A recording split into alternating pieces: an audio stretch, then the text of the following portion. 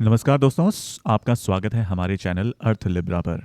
आज हम बात करेंगे एक ऐसी खबर की जिसने पूरे विश्व को हिलाकर रख दिया है। क्या होगा अगर एक सुपर पावर अपने न्यूक्लियर वेपन के इस्तेमाल के नियमों को बदल दे? क्या यह सिर्फ एक चेतावनी है या दुनिया के लिए एक नई चुनौती? रशियन प्रेसिडेंट व्लादिमीर पुतिन ने यूक्रेन वॉर के 1000वें दिन के मौके पर एक नया डॉक्यूमेंट साइन किया है।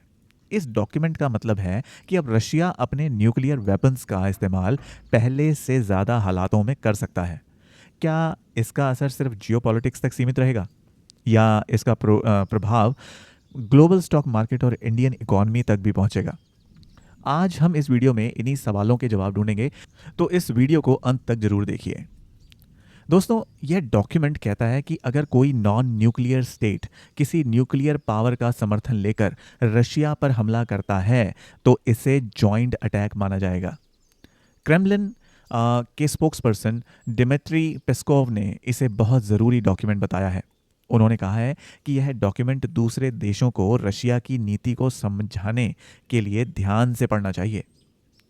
रशिया ने हमेशा न्यूक्लियर वेपन्स को डिटरेंस के रूप में देखा है, यानी कि बचाव के रूप में ही हम इसका उपयोग करेंगे, ऐसा रशिया कहता है। अब सवाल उठता है कि इस कदम का जियोपॉलिटिक्स पर क्या असर होगा।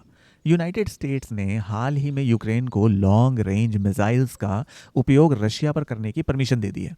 इससे साफ है कि वेस्ट और रशिया के बीच तनाव और बढ़ने वाला है। बाकी अमेरिकी राष्ट्रपति बाइडेन ने यह स्पष्ट कर दिया है कि वो अपनी कुर्सी छोड़ने से पहले दुनिया में काफ़ी लोगों को दुनिया छुड़वाने का प्रोग्राम बना चुके हैं। नाटो के देशों पर भी दबाव बढ़ेगा कि वे इस स्थिति का जवाब कैसे दें। क्या यह सिर्फ शब्दों की जंग है या यह तीसरे विश्व युद्ध की ओर इशारा कर रहा है? क्या चाइना और बेलारूस जैसे अलायंस रशिया के साथ खड़े होंगे? ये भी देखने वाली बात है। सुनने में आया है कि रशियन प्रेसिडेंट भारत का दौरा करने के लिए भी सज्ज हो रहे हैं। इसे ऐसा भी देखा जा रहा है कि रशिया भारत के समर्थन को प्राप्त करने की एक औपचारिकता करना चाहता है, जो कि उसके पास पहले से ही है। साथ ही साथ यदि भारत युद्ध में सीधे नहीं तो अपना ट्रेडिंग समर्थन रशिया के साथ बनाए रखे, जिससे रशिया की इकोनॉमी को प्राणवायु मिलती रहे, क्योंकि रशिया जानता है कि परमाणु शक्ति का उपयोग करने पर उसे पश्चिमी देशों से कई तरह के सैंक्शंस का सामना करना पड़ सकता है। दोस्तों, जियोपॉलिटिक्स का असर हमेशा स्टॉक मार्केट पर पड़ता है। जब भी अनसर्टेनिटी बढ़ती है तो मार्केट में पैनिक देखा जाता है। जैसे कि ऑयल प्राइस का अगर मैं एग्जांपल लूं तो रशिया एनर्जी सप्लाई का बड़ा कंट्रीब्यूटर है। अगर टेंशन एस्केलेट हुए तो ऑयल प्राइसेस बढ़ सकते हैं, जिसका सीधा असर भारतीय इकोनॉमी पर होगा। सेफ हेवन एसेट्स की अगर मैं बात करूं, जिसका हम बोलते हैं गोल्ड हो गया, बॉन्ड्स हो गए, जैसे एसेट की डिमांड भी बढ़ सकती है।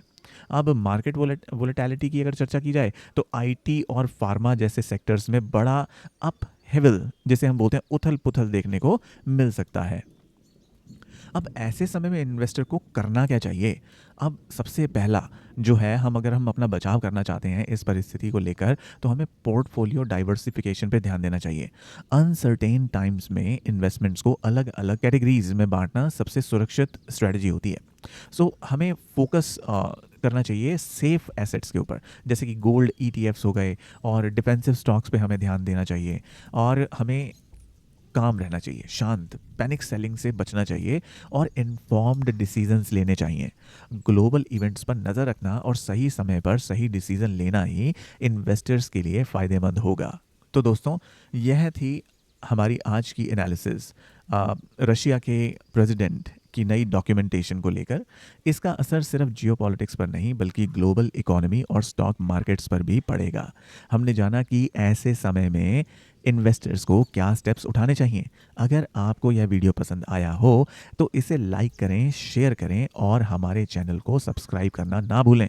आपका एक लाइक हमें ऐसी और वीडियोस बनाने की प्रेरणा देता है। तो चलिए, हम आपको छोड़ जाते हैं एक स्टेटमेंट पर, जो कि बहुत ही महत्वपूर्ण है इस समय के लिए। ध्यान दीजिएगा। तो अभी आपसे हम लेंगे विदा, और मैं चाहूँगा आप अपना ध्यान रखें, आपके मंगल की कामना करते हुए। बहुत बहुत धन्यवाद। Happy trading.